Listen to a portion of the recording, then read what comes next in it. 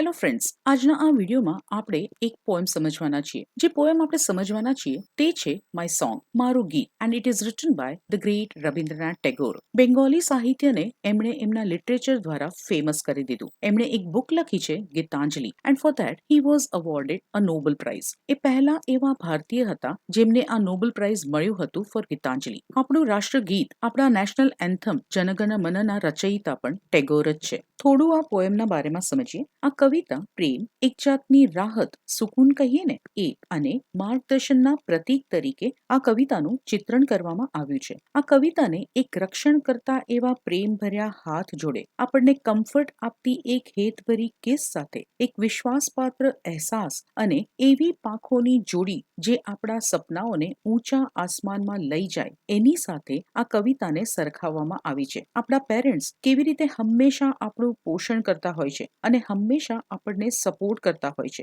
એવી ભાવના અહીં વ્યક્ત કરવામાં આવી છે. આ કવિતામાં એવું પણ કહેવામાં આવ્યું છે કે મારો પ્રેમ તને ઊંચાઈથી એક ટમટમતા તારાની જેમ અંધારામાં પણ હંમેશા તને રોશની આપશે અને સાચી દિશા બતાવશે. અહીં કવિ માતા પિતા અને બાળક વચ્ચેના સંબંધ પર ધ્યાન કેન્દ્રિત કરે છે. અંતિમ પંક્તિઓ કાયમી વારસા પર ભાર મૂકે છે, જે કવિના અવસાન પછી પણ શ્રોતાના હૃદયમાં ગૂંજતું રહેશે. તો ચાલો શરૂ કરીએ my song, written by Rabindranath Tagore. This song of mine will wind its music around you, my child, like the fond arms of love. અહીં શબ્દ છે WIND એટલે વિન્ડ થાય, હવા. પણ અહીં આ શબ્દનો બીજો અર્થ લેવામાં આવ્યો છે. વાઇન્ડ એટલે વીંટળાવું. આને રિલેટેડ એક બીજો પણ શબ્દ છે ટુ વાઇન્ડ અપ. સાંભળ્યો જ હશે તમે. વાઇન્ડ અપ કરવું એટલે to bring to an end, સમેટી લેવું. આપણે કહીએ છીએ ને કે હું મારો બિઝનેસ વાઇન્ડ અપ કરું છું એટલે સમાપ્ત કરું છું. બીજો આ લાઈનમાં ઇમ્પોર્ટન્ટ શબ્દ છે ફોન્ડ આર્મ્સ ઓફ લવ. આનો અર્થ થાય પ્રેમ ભર્યા હાથ. હજી એક શબ્દ આપણે આપણી પોતાની ડિક્શનરીમાં ઉમેરીએ અને સમજીએ, જે છે FOND, ફોન્ડ. ફોન્ડ એટલે માયાળુ અથવા હેતાળ, રાઈટ? પણ આનો અર્થ શોખીન પણ થાય છે, ગમવું પણ થાય છે. જેમ કે આપણે કહીએ છીએ કે આઈ એમ ફોન્ડ ઓફ ચોકલેટ્સ, મને ચોકલેટ્સ ગમે છે, ત્યારે પણ આપણે ફોન્ડનો ઉપયોગ કરી શકીએ. હવે જો તમારી સ્પેલિંગ મિસ્ટેક થાય અને FOND માં તમારાથી ભૂલથી યુ એડ થઈ જાય, જેમ કે FOUND, તો ધ મીનિંગ ઇઝ ડિફરન્ટ. આનો અર્થ થાય ફાઉન્ડ એટલે મળવું, જેમ કે આઈ ફાઉન્ડ માય પેન. તો સ્પેલિંગમાં ધ્યાન રાખો. તો ચાલો લેટ્સ અન્ડરસ્ટેન્ડ ધ લાઇન્સ. અહીં એક પેરેન્ટ તેના ચાઇલ્ડને કહે છે કે મારા બચ્ચા, મારું આ ગીત એના સંગીતને તારી આસપાસ એવી રીતે વીંટળાઈ દેશે જાણે કે પ્રેમથી ભરેલા હેતાળ હાથ હોય. તો આ લાઇન્સનો એકચ્યુઅલ મીનિંગ એવો થશે કે એક પેરેન્ટ અહીં એવું કહેવા માંગે છે કે ગમે તેવી પરિસ્થિતિ હોય, હું હંમેશા તારી નજીક રહીને તને પ્રેમ કરીશ અને તને ગમે તેવી મુશ્કેલીઓમાંથી મારા પ્રેમાળ હાથ વડે તને હંમેશા બચાવીશ. આગળની લાઇન્સ જોઈએ. This song of mine will touch your forehead like a kiss of blessing. Forehead એટલે કપાળ, ટચ એટલે અડવું, ટચ ધ સ્ક્રીન કહીએ ને આપણે, એ ટચ. બ્લેસિંગ એટલે આશીર્વાદ. તો આ જે મારું ગીત છે તે હંમેશા તને મારા આશીર્વાદના, બ્લેસિંગ્સના ચુંબનની જેમ મારું આ ગીત તારા કપાળને અડતું રહેશે. એટલે કે મારા આશીર્વાદ હંમેશા તારા ઉપર વરસતા રહેશે. આગળની લાઇન્સ જોઈએ. When you are alone, it will sit by your side and whisper in your ear. Alone એટલે એકલા, by your side એટલે તારી નજીક, whisper એટલે મરમર, ધીમેથી બોલવું. તો જ્યારે તું એકલો હોઈશ ત્યારે it will sit by your side. અહીં it એટલે my song. તો મારું આ ગીત તારી બાજુમાં બેસશે અને તારા કાનમાં ધીમેથી બોલશે. અહીં કહેવા માંગે છે કે જ્યારે પણ માય ચાઇલ્ડ તું એકલો હોઈશ, હું હંમેશા તારી બાજુમાં હોઈશ. તારા મુશ્કેલીના સમયમાં હું તને સાથ આપીશ. અહીં એકલાનો મતલબ એવો નથી કે બધા બહાર જતા રહ્યા છે અને હું ઘરમાં એકલો છું. ના, એવો નથી. અહીં અલોનનો મતલબ છે કે જ્યારે તું તારા બધા જ કામકાજમાંથી ફ્રી થઈને તું એકલો હોઈશ અને વિચારે ચડીશ કે મારી સાથે વાત કરવા કોઈ નથી. પહેલા સમયની વાતો યાદ કરીશ કે પહેલા બધા સાથે હતા, અમે આમ કરતા, વગેરે વગેરે. પુરાની યાદોને યાદ કરીને એકલતા અનુભવીશ, ત્યારે તું ચિંતા નહીં કર. મારું આ ગીત તારી બાજુમાં બેસીને તારા કાનમાં ધીમેથી બોલશે, તારી વાતોને સાંભળશે અને તને જૂની યાદોમાં લઈ જશે જ્યાં તું એકલો નહોતો. આગળ જોઈએ. When you are in the crowd, it will fence you about the aloofness. અહીં કહેવા માંગે છે કે જ્યારે ક્રાઉડમાં, ભીડમાં અથવા ટોળાની વચ્ચે પણ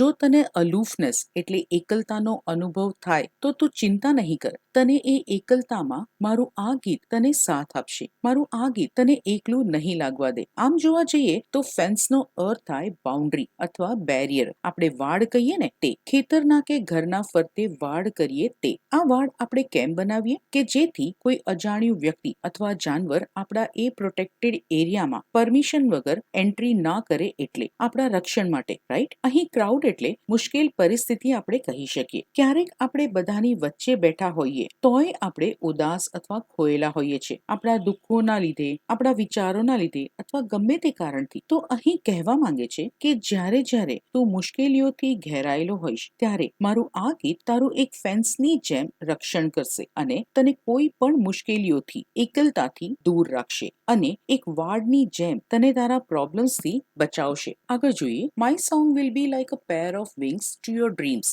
it will transport your heart to the verge of the unknown. હવે કોઈ પણ નાઉનની આગળ એ અથવા એન લાગે એનો મતલબ થાય એક વસ્તુ, a pen, a pencil, an elephant. અને પેરનો મતલબ થાય જોડી. તો અહીં તો બે વિંગ્સની વાત કરી છે ને, તો અ પેર ઓફ વિંગ્સ કેમ કહે? તો અમુક વસ્તુઓ સેટમાં જ હોય, એને એકલા ના તો બોલી શકીએ, ના પહેરી શકીએ અને ના તો વાપરી શકાય. For example, a pair of scissors, a pair of trousers, a pair of socks. શું આપણે એક મોજું પહેરી શકીએ? ના, એને આપણે પેરમાં જ પહેરવા અથવા વાપરવા પડે અને એટલે જ આપણે a set of, a pair of socks કહીએ. પહેલી લાઈનને સમજીએ કે મારું આ ગીત તારા સપનાઓને પાંખો આપશે. એટલે કે તે જે પણ સપના જોયા હશે એ બધા જ સપનાઓને સાકાર કરવા મારું આ ગીત તને પ્રોત્સાહન આપશે. મારું આ ગીત તારા ગગનચુંબી સપનાઓને કોન્ફિડન્સ આપશે અને તારા સપનાઓની પાંખો બનીને ખુલ્લા આકાશમાં ઉડશે અને એને શક્ય બનાવશે. બીજી લાઈન જોઈએ.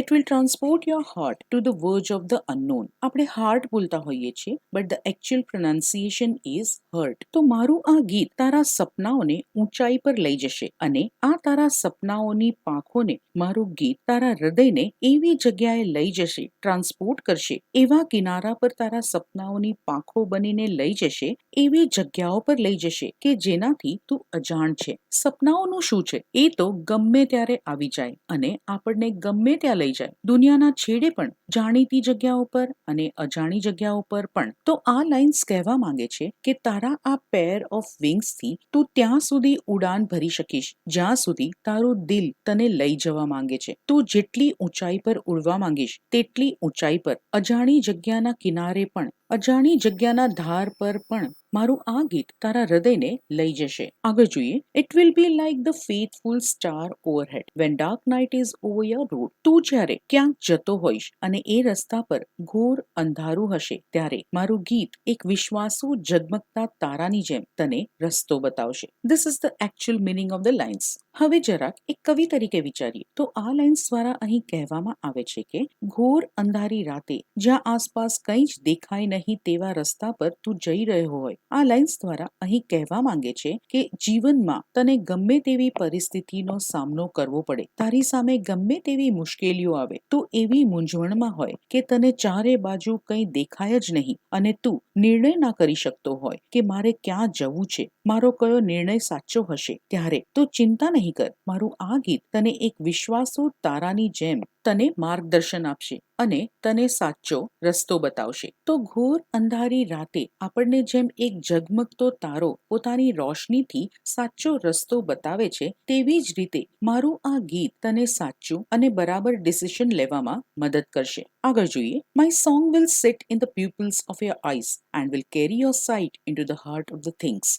સિટ એટલે બેસવું, પ્યુપિલ્સ એટલે સ્ટુડન્ટ્સ પણ થાય, પણ અહીં આંખની કીકી. કેરી એટલે લઈ જવું. કેરી પરથી બીજો એક શબ્દ બને છે કેરી બેગ, એટલે એક એવી બેગ જે વસ્તુને કેરી કરે, લઈ જાય. હર્ટ ઓફ ધ થિંગ્સ એટલે ઇન્ટુ ધ કોર, કોઈ પણ વસ્તુની ગહેરાઈ સુધી. સાઇટ એટલે દ્રષ્ટિ, નજર. આપણે એક નવો વર્ડ પણ શીખી શકીએ કે આપણે સાઇટ સીઈંગ કહીએ છીએ, એટલે નજારો. તો અહીં અગેન કહેવા એ જ માંગે છે કે તું ગમે તેવી મૂંઝવણમાં કે પરિસ્થિતિમાં હોય, તું ડિસાઈડ ના કરી શકે કે શું સાચું છે અને શું નહીં, તું કન્ફ્યુઝડ હોય, સાચો નિર્ણય ના લઈ શકે, ત્યારે મારું આ ગીત તારી આંખો આંખોમાં બેસશે અને તને વસ્તુની સાચી તસવીર બતાવશે, તને વસ્તુની સાચી ઓળખ કરાવી આપશે. હું તને એવી દ્રષ્ટિ આપીશ કે તું કોઈ પણ વસ્તુને સાચી રીતે સમજી શકે અને સમજીને સાચો નિર્ણય લઈ શકે. કોઈ પણ વસ્તુની ગહેરાઈ સુધી જવા માટે કદાચ તારી દ્રષ્ટિ એ ના જોઈ શકે અથવા ત્યાં ના પહોંચી શકે, ત્યારે મારું આ ગીત તારી આંખોમાં બેસશે અને તારી દ્રષ્ટિને, તારી સમજને એક ચોખ્ખું અને સ્પષ્ટ દ્રશ્ય બતાવશે. આગળ જોઈએ. These are the last lines of the poem. And when my voice is silent in death, my song will speak in your living heart. અહીં આ લાઇન્સ કહેવા માંગે છે કે અને જ્યારે હું મરી જઈશ અને મારો અવાજ શાંત થઈ જશે, ત્યારે મારું આ ગીત તારા જીવતા હૃદયમાં ધબકતું રહેશે. અત્યાર સુધી જેમ હું તને મારા ગીત દ્વારા સાથ આપું છું, એમ મારા ગયા પછી પણ હું તારા હૃદયમાં તારો અવાજ બનીને ધબકતું રહીશ. એટલે કે આ દુનિયા છોડી ગયા પછી હું તારી સાથે નહીં હોઉં, પણ પ્રેમ અને લાગણી ભર્યું મારું આ ગીત હંમેશા તારી સાથે રહેશે, તને હંમેશા રસ્તો બતાવશે, ગાઈડ કરશે, હંમેશા તને સાથ આપશે અને તને મુશ્કેલીઓમાંથી બહાર નીકળવાનો રસ્તો બતાવશે. તો this is the end of the poem. આ કવિતાનું આપણે વિશ્લેષણ કરીએ. Analysis of the poem. The poem is about a parents love for the child and how that love will always be with the child even when the parent is no longer alive. The poem is written in a very loving and protective tone with the intention of reassuring the child that they will always be loved and cared for.